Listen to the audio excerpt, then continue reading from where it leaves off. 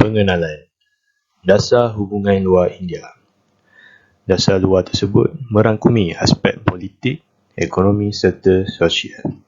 Dasar yang dilakukan ini sememangnya telah mengubah India ke arah yang lebih baik dan membangun sehingga kini.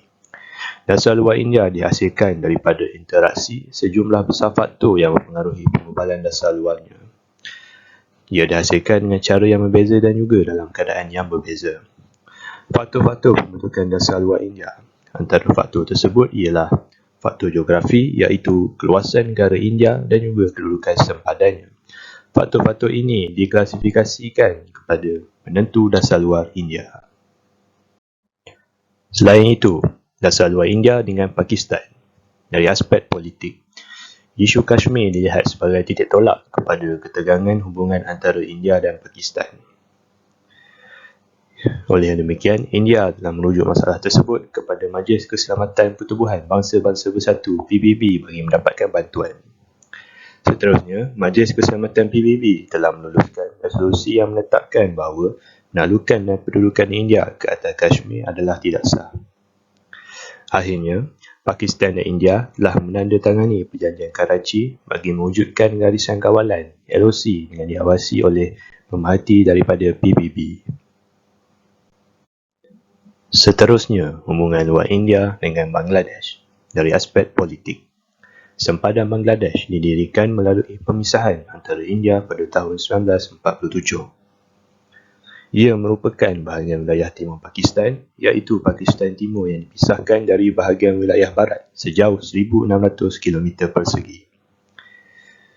Perang pada tahun 1971 untuk menuntut kemerdekaan dan pembentukan negara Bangladesh telah menyebabkan Parlimen India bertindak mengecam tentera Pakistan dan memberikan sokongan kepada pemberontak di Bangladesh.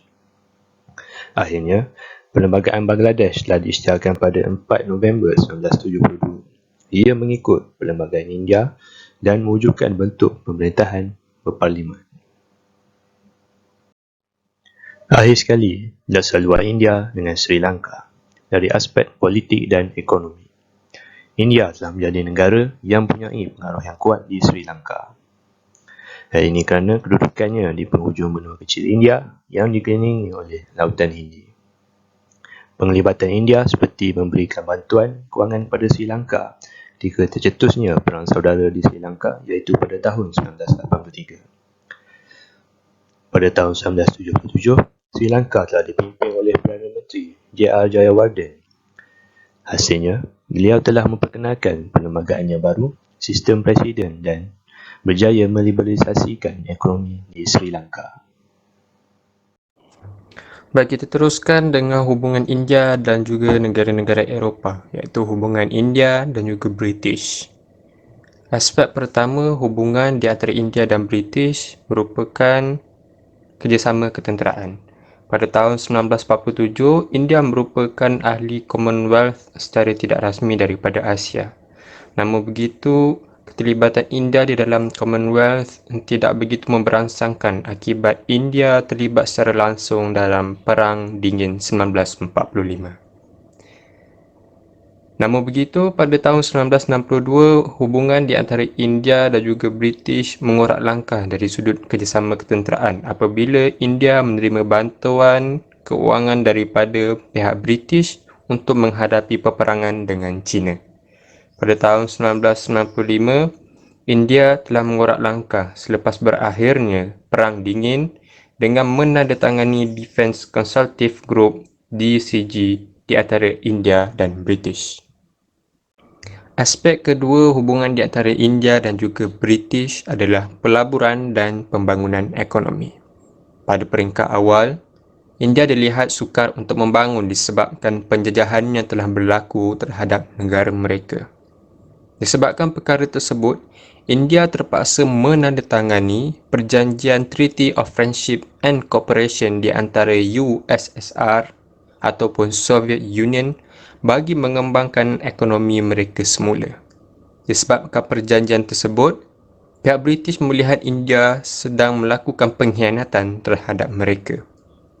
Walaupun begitu, India dan juga British masih melakukan perjalanan ekonomi di antara satu dengan yang lain.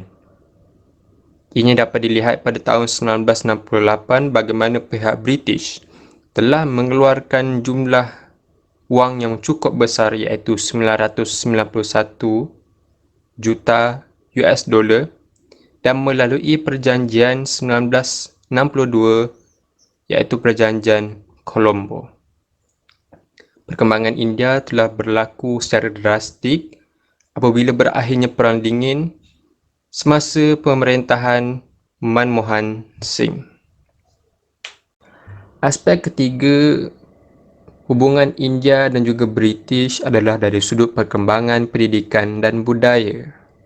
Jika dapat dilihat, majoriti daripada dasar British berkenaan pendidikan dan budaya di India masih dikekalkan oleh kerajaan India. Antara perkara yang dikekalkan adalah penggunaan 3 bahasa utama di India iaitu Hindu, Tamil dan juga Inggeris sebagai bahasa pengantara mereka. Namun begitu, perkembangan pendidikan dan budaya di antara kedua-dua buah negara ini keruh sekitar tahun 1980-an dan 1990-an apabila berlakunya banyak krisis di antara kedua-dua buah negara ini menyebabkan pelajar India ke England makin berkurangan. Namun begitu, pada tahun 1992, satu langkah drastik telah dikeluarkan oleh kerajaan India dengan menubuhkan Nehru Center di London bagi mengukuhkan kembali hubungan di antara kedua-dua buah negara ini dari sudut penyelidikan pendidikan dan budaya. Bismillahirrahmanirrahim. Assalamualaikum warahmatullahi wabarakatuh. Seterusnya saya akan meneruskan pembincangan ini dengan bahagian hubungan China dan India. Hubungan yang terjalin antara China dan India di dalam konteks sejarah moden kebanyakannya berunsurkan konflik sepadan dan tekanan dalam aspek politik. Konflik antara China dan India yang terbesar berlaku pada tahun 1962 apabila tercetusnya Perang Sino-India. Konflik mengenai tuntutan sempadan ini telah bermula sejak daripada era pemerintahan British di India. Namun pemerintah India tidak merasakan bahawa perkara tersebut perlu ketika itu. Kemudian, British telah mengekalkan idea sempadan tersebut kepada pemerintahan China pada tahun 1899, akan tetapi China juga tidak bersetuju dengan saranan tersebut. Ketika persidangan Simla pada tahun 1914 telah dilakukan usaha penetapan sempadan, bagaimanapun China bertindak menarik diri daripada persidangan tersebut. Tindakan ini menyebabkan wujudnya ketidakjelasan dalam penguasaan sempadan wilayah antara kedua-dua belah pihak. Konflik ini memuncak apabila China bertindak membina jalan di kawasan yang dituntut oleh India, akhirnya membawa kepada peperangan yang dimenangi oleh China, dan peperangan ini tamat selepas China bersetuju untuk melakukan gencatan senjata. Hubungan India dan Vietnam. Dasar anti penjajahan dan pembebasan telah menjadi pencetus kepada terbentuknya hubungan antara India dan Vietnam. Perkara ini dapat dilihat apabila India telah memberi sokongan kepada Vietnam dalam usaha mereka membentuk revolusi Vietnam. Selain itu, India juga membantah sekeras-kerasnya tindakan British yang memberi sokongan kepada Perancis. Perdana Menteri India Jawaharlal Nehru telah menjadi pemimpin pertama yang melawat Vietnam selepas merdeka. Akhirnya, hubungan diplomatik sepenuhnya terjalin antara kedua-dua buah negara ini pada 7 Januari 1972. Dasar anti penjajahan yang diamalkan ketika era pemerintahan Jawaharlal Nehru diteruskan lagi oleh Indira Gandhi.